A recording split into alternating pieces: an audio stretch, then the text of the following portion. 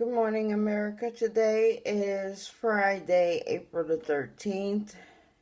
We're going to start off with two sound sayings today. The first is coming from John chapter 8, verse 32. And it says, "And ye shall know the truth, and the truth shall make you free. And ye shall know the truth, and the truth shall make you free." That is John 8:32. The back of it is coming from Colossians 3:15. It's a little longer. And it says, "And let the peace of God rule in your hearts, to the which also ye are called in one body, and be ye thankful." And let the peace of God rule in your hearts, to the which also ye are called in one body, and be ye thankful. It's an appropriate saying for the reading that we're doing. We're going to continue with Deuteronomy 9 and finish it up. And then we will march right into Psalms 5. We'll do two readings today, one for today and one for Saturday. Now, yesterday we stopped at verse 21. But we're going to start at verse 20. And this is Moses reminding Israel of her Walton rebellious. So Israel was consistently rebellious against God, continuously provoking him as we do today. We continuously ignore the commandments, statutes, and ordinances of God, and we are fixated only on the laws implemented by man.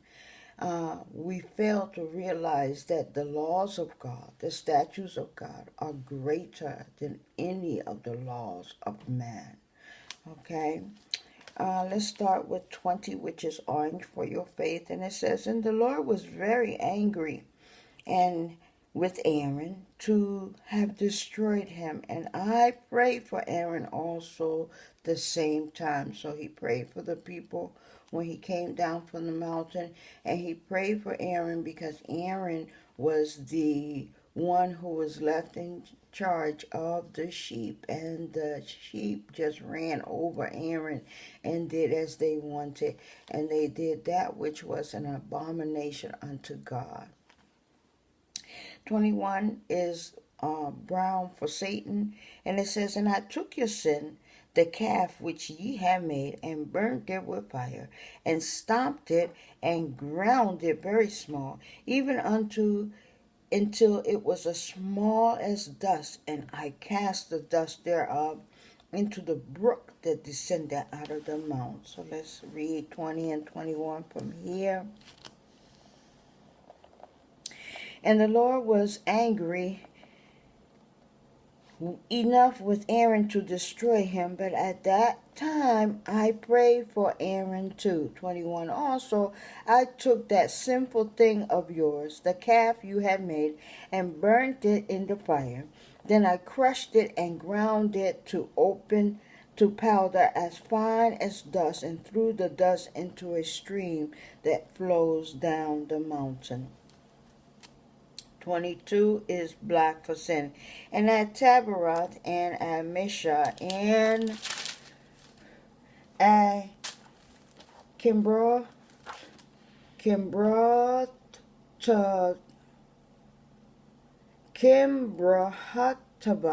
and Kimbrahataba, ye provoked the Lord to wrath again.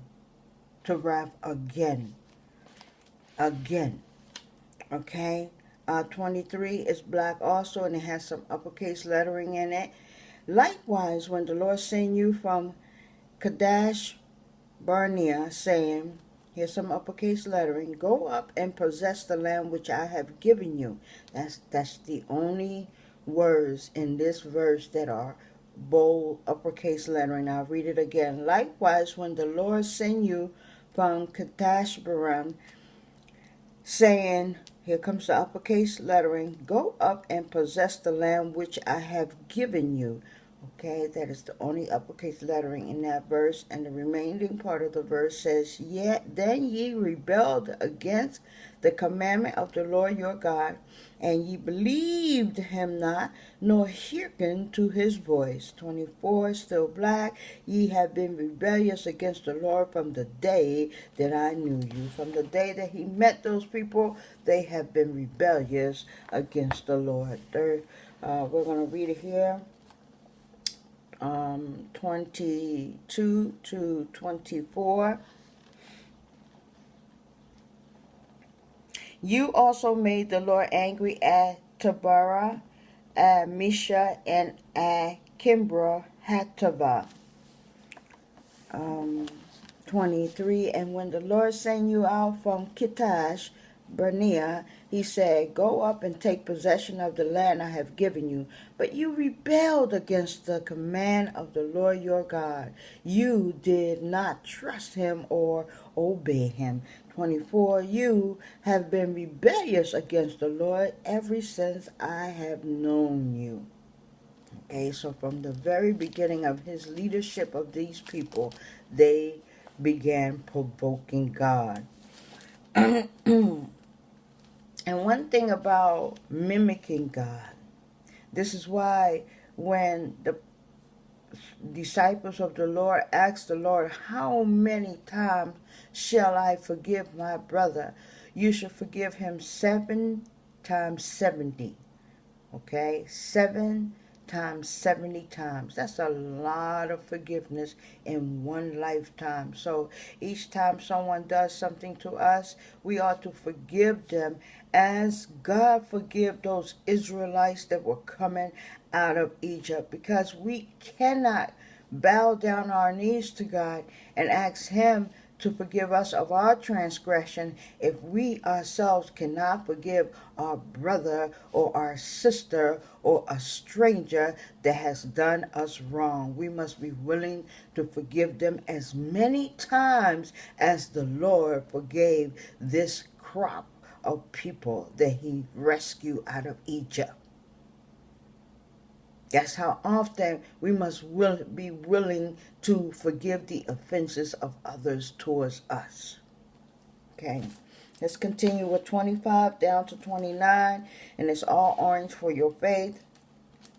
"Thus I fell down before the Lord 40 days and 40 nights, as I fell down at the first, because the Lord has said he would destroy you." 26. "I prayed therefore unto the Lord and said, O Lord God, destroy not thy people and thy inheritance, which thou hast redeemed through thy greatness, which thou hast brought forth out of Egypt with a mighty hand." 27. "Remember thy servants Abraham, Isaac, and Jacob. Look not into the stubbornness of this people, nor to their wickedness, nor to their sin." 28. "Lest the land which thou bringest us out say, Because the Lord was not able to bring them into the land which he promised them, and because he hated them, he has brought them out to slay them in the wilderness." 29. "Yet they are thy people and thy inheritance, which thou broughtest out by thy mighty power and by thy stretched out arm." Let's take it from here. 25 to 29. "I lay prostrate before the Lord these 40 days and 40 nights, because the Lord has said he will destroy you." 26. I pray to the Lord and say, O sovereign Lord, do not destroy your people, your own inheritance, that you redeemed by your great power and brought out of Egypt with a mighty hand. 27. Remember your servants Abraham, Isaac, and Jacob. Overlook the stubbornness of this people, their wickedness and their sin. 28. Otherwise the country from which you brought us will say, Because the Lord was not able to take them into the land he had promised them, and because he hated them, he brought them out to put them to death in the desert. 29. But they are your people, your inheritance that you brought out by your great power and your outstretched arm.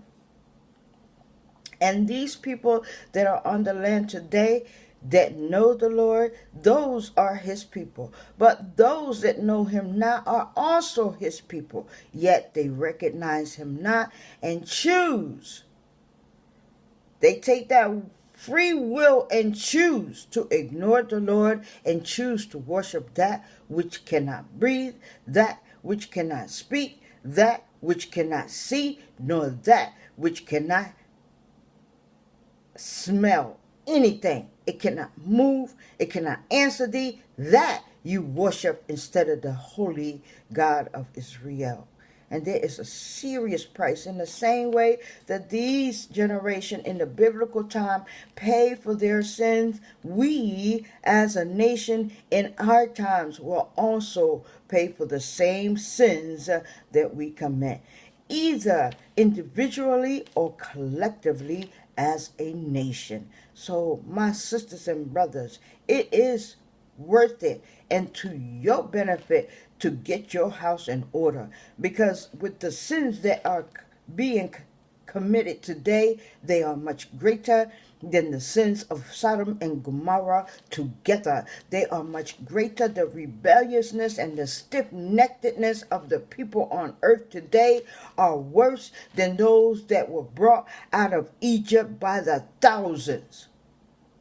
Okay, and in the same manner that he dealt with them, he will deal with us in his own time. So while we yet have time, this is the time to get your heart right and to get your house in order. Thank you very much for listening to us here at Spiritual Water. It is a pleasure and an honor to be used by God to spread his gospel unto the nations. And I pray that it may be of some help to you somehow.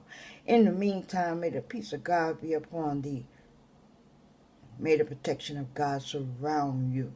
And may the will of God be manifested through you. Until the next time, enjoy your Friday.